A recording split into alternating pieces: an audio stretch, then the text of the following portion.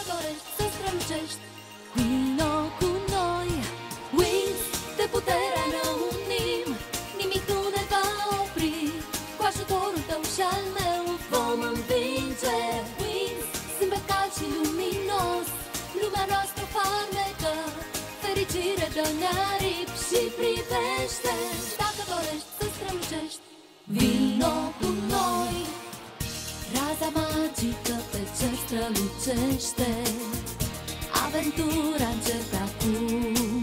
Să zburăm printre nori albi, prin timp și spațiu, încolorezi viața cu multă fantezie. Cu zborul meu spre ceruri, Wings, de puterea ne unim, nimic nu ne va opri. Cu ajutorul tău și al meu vom învinge.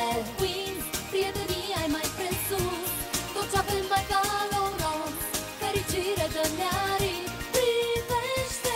Wings, fermecatele Wings, printre stele zburăm. Săgeți de lumină suntem, puterea noastră e Wings. Clubul Zânelor. În ultimul nostru episod, dezastrul a lovit școala Red Fontaine pentru specialiști. Trix au atacat școala și Sky a fost rănit. Tecna a fost șocată când Timmy le-a lăsat pe vrăjitoare să plece cu codexul, iar Bloom a descoperit în interiorul său o nouă putere cu ajutorul căreia l-a vindecat pe Sky. Cursa contra timp.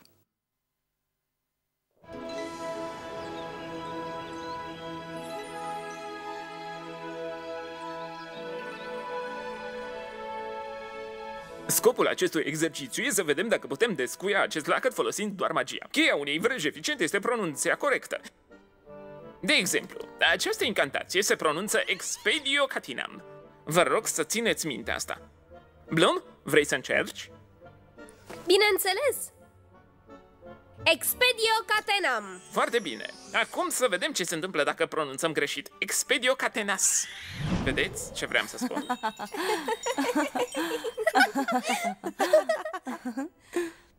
În elfă, această vrajă e reprezentată cu ajutorul acestor simboluri.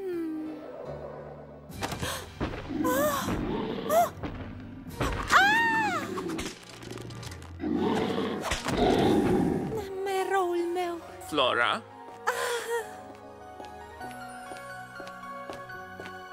Flora, ești atentă? Da, domnule profesor. În regulă. Atunci te rog, spune vraja. Păi, să vedem. Exagero Catenas.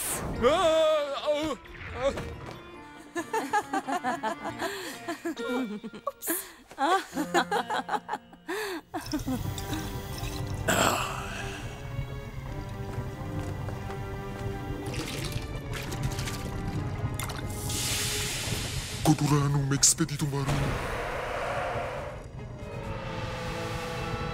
Golem.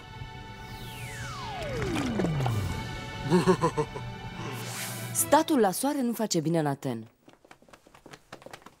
Eu voi lucra la puterile mele vindecătoare. iar eu o să-mi fac tema. Da, și eu. E o idee bună.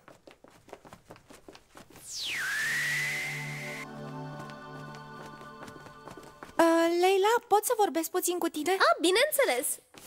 Lasă-mă să ghicesc. Are legătură cu Helia. De unde ai știu că e vorba despre el? Tocmai voiam să-ți cer ajutorul. Păi te-am văzut că i-ai scris numele în caiet. Oh, aș vrea atât de tare să vorbesc cu el. Păi și, de ce nu o faci? Nu există niciun motiv din care o fată nu-i poate spune unui băiat că îl place. Dar dacă el nu mă place pe mine? Asta n-ai de unde să știi până nu întrebi, Flora. Da, dar poate poți afla tu ce simte pentru mine. Și cum să fac? Nu știu, poate ne poate ajuta. Vreau să zic că ea știe secretele tuturor.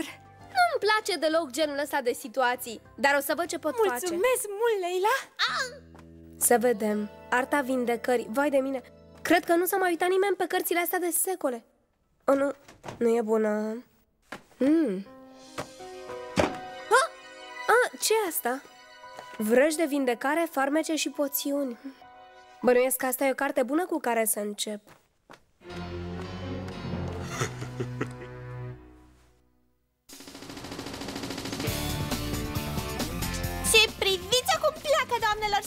tuturor!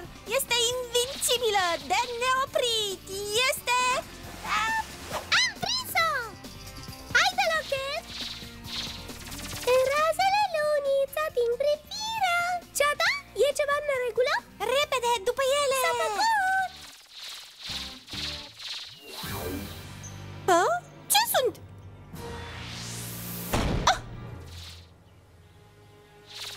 Crezi sau ești sigură?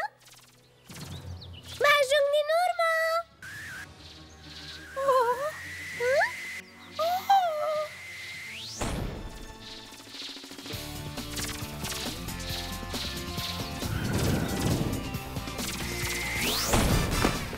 Bună navigație, Lochet! Acum încearcă un unghi de 30 de grade.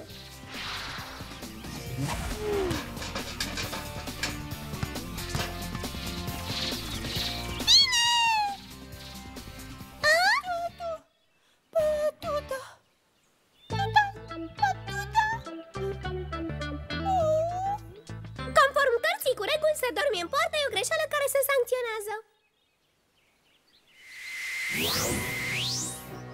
Fugi!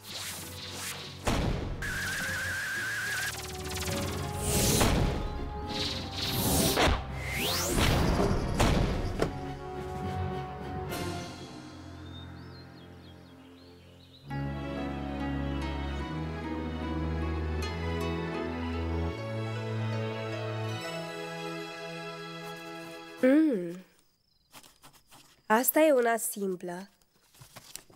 Contabiis morbie crotatun. Ops, nu e bine. Nu, n-am văzut-o. Și dacă stau să mă gândesc, și Leila a zis mai devreme că nu poate să o găsească pe ceata. Ar trebui să mergem să le căutăm.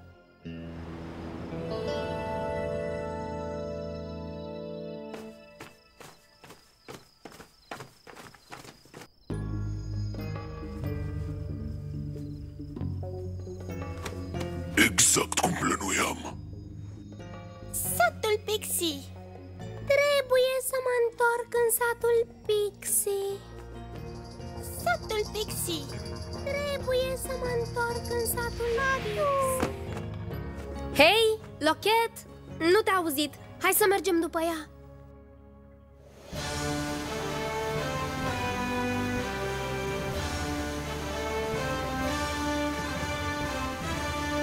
Acces refuzat. Acces refuzat. Au! Mi-a respins accesul. Nu înțeleg pe Tecna. Tim, fetele sunt imprevizibile. Azi te plac, mâine nu te mai plac. Câteodată se prefac că nu te plac pentru ca tu să le placi mai mult. Cred că am dezamăgit-o. Poate că nu sunt eroul care credea că sunt. Da, toți specialiștii sunt eroi, Timi, doar că nu ai avut prilejul să-i demonstrezi. Deci crezi că nu e totul pierdut și că încă pot să o impresionez pe Tecna? Bineînțeles. Și dacă tot te preocupa asta, nu ți-ar prinde rău și niște haine mai la modă? Nu, mulțumesc, îmi plac hainele astea. Nu, ar trebui să-ți mai zburlești și părul puțin. Stella mi-a dat chestia asta, funcționează de minune. Nu, serios, acum e bine așa. Te-ai gândit vreodată să spui? Las o baltă. Aici erați, ne-am făcut griji. Trebuie să ne întoarcem în satul Pixie. Ați luat o raznă. Știți că Lordul Darkar vă va urmări și nu trebuie cu niciun chip să găsească satul. Bloom așteaptă. De ce vreți așa de tare să vă întoarceți acasă? Deoarece, pur și simplu de aia. De aia nu are logică, Digit. Nu te mai recunosc. Nu, ne e dor de casă, vrem să plecăm. Pixie, împrăștiați-vă. Vor să fugă.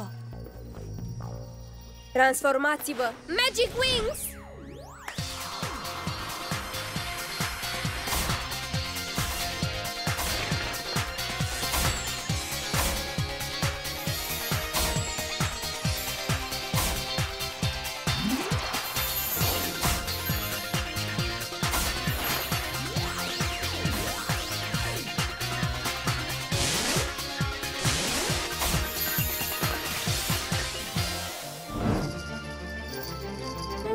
Rău, cușcă de pământ!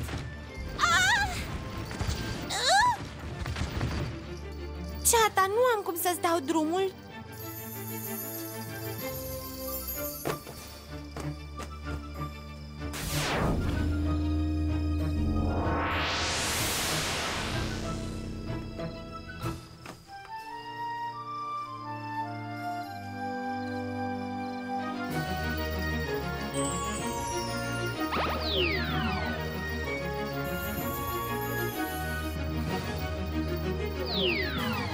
Lochet!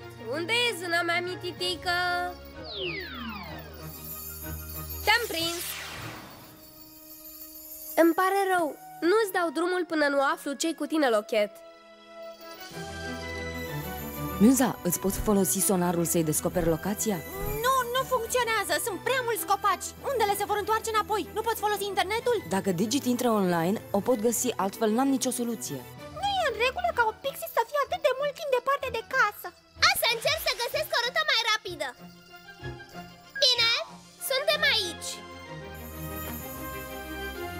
Ha! I-am găsit locația. Te-am prins. Farewell! Haide, nu-ți fac nimic, Digit. Miuza, e extrem de urât din partea ta. Îmi cer scuze, dar vreau doar să te ajut. Să ne întoarcem la Alfea. Da. Dați-ne drumul! Da, vai, nu, unde e Pif? Vai, nu, crezi că Pif a scăpat?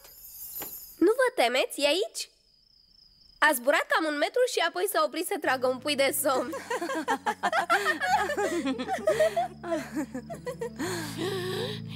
Râdeți cât mai puteți, sânelor. Curând va veni vremea lacrimilor.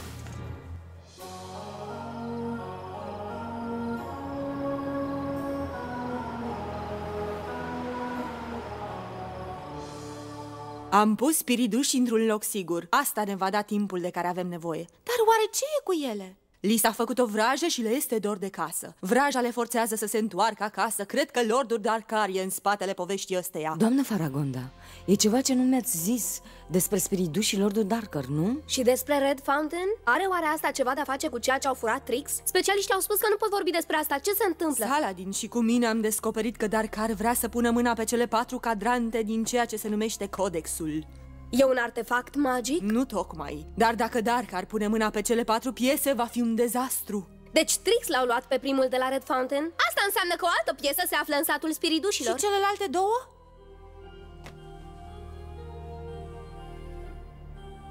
Dar să o luăm pas cu pas, trebuie să ajutăm spiritușii. Dar cum? Bloom, nu crezi că e o oportunitate perfectă să-ți pui la încercare noile puteri vindecătoare? Absolut. O să fac tot ce-mi stă în putință.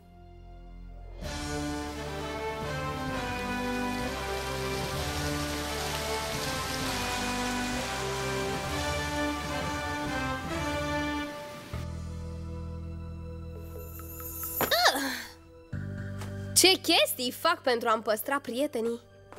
Ce e asta, o poezie? Vocea ta ca sunetul copacilor în adierea vântului. Părul tău ca iarba lucind în soare. Cât de penibil. Și mai e, oglinda faunei e...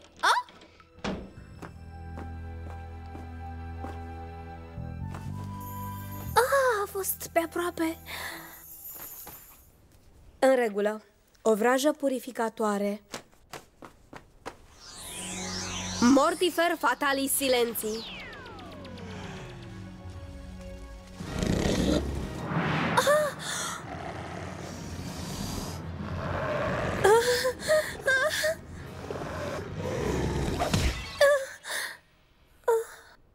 Wow! Mamă, ce e în regulă cu cartea asta? E îngrozitor! Le pifuie dor de casă! Trebuie să o ducem înapoi în sat!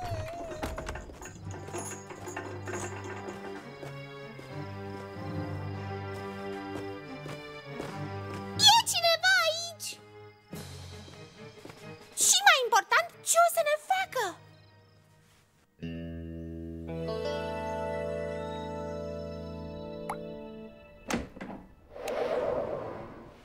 Bloom, intră. Vă mulțumesc, doamnă. Am tot încercat să-mi testez puterile vindecătoare, dar nu par să funcționeze. Înțeleg. Asta e cartea pe care o studiezi? Da, aceasta e. Dăm să văd. Vai de mine, de unde ai luat cartea asta?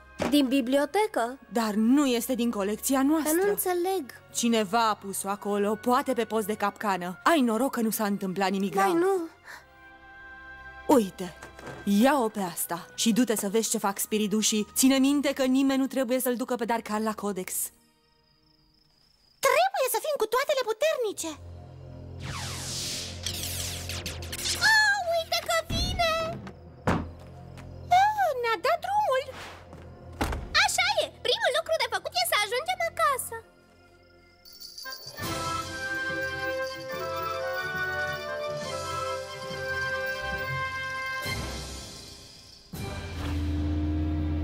Fugiți acasă, micuț spirituși! Minions!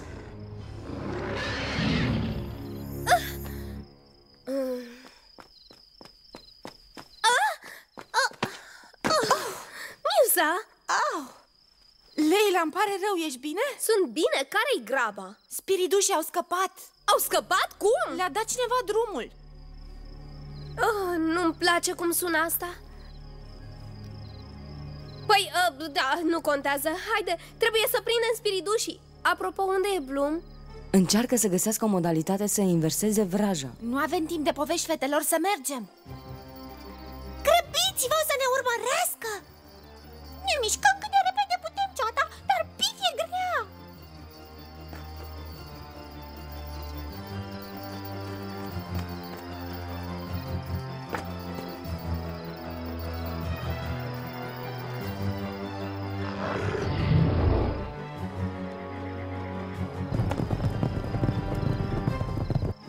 Flora, ești sigură că am luat-o bine? Da, plantele din pădure știu exact pe unde au luat-o spiridușii.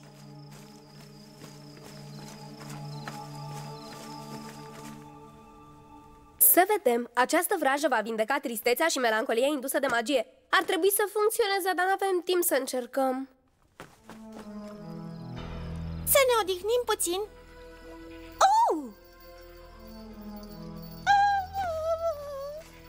Ați auzit și voi asta?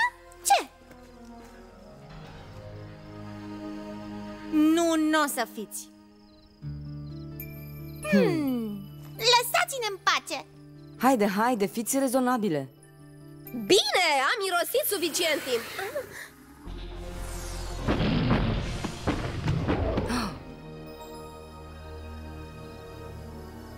Ba deloc, Magic Wings!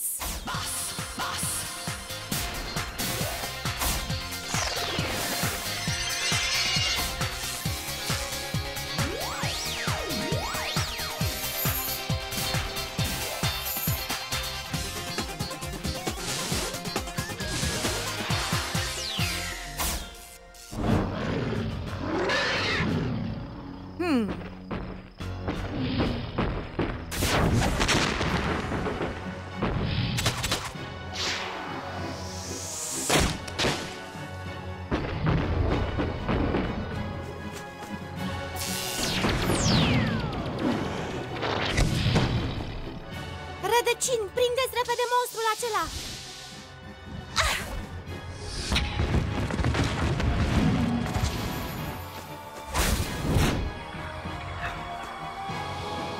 Flora, ai grijă! Mușcă din asta! Gustos, nu?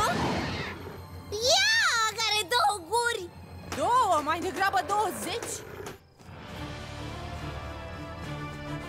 Sper că n-am ajuns prea târziu. Haide să o ștergem acum cât se luptă ele. Nu ne putem abandona zilele așa, dar trebuie să ne întoarcem în sat. Da, nu satul spiridușilor. Da, așa mai merge. Musa, poți să dai monstrul de un copac? Să încerc! Izbește! Izbește! Îl leg eu!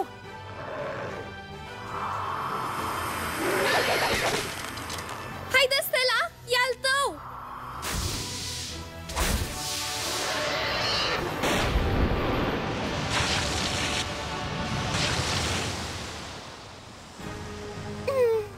Stați, spiridușii au dispărut din nou. Aripile noastre sunt acoperite cu substanța aia lipicioasă. Nu putem să zburăm după ele. Ce sunetul ăsta se apropie? Da, arătați-mi drumul către satul vostru, către Codex și către pierzania voastră. Bloom? Am venit cât de repede am putut. Uite, ia asta și fugi. Copacii vorbesc. Spiridușii aproape au ajuns acasă. Ce mai aștepți? În regulă. Arătați-mi cărarea secretă. Flora, unde sunt? Exact în față. Haide! Repede, repede! Aici sunt, le văd. Sper să funcționeze. Of, bine ar fi să pronunț cum trebuie. Medicor desiderium incolumnis.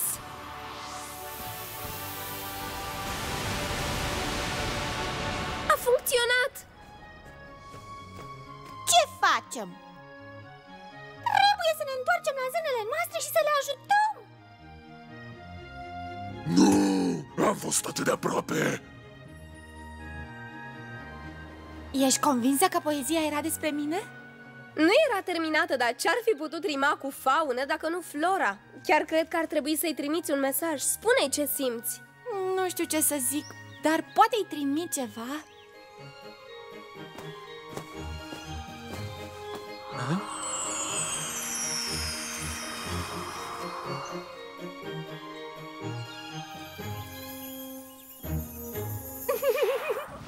Ați câștigat lupta asta, zânelor. Data viitoare nu veți mai avea atât de mult noroc.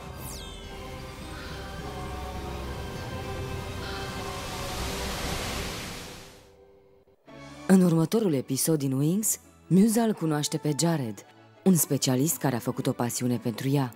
Sentimentele Musei nu sunt clare, așa că Bloom încearcă să o înveselească. Dar apoi Darcy se folosește de Jared să le întindă zânelor o capcană.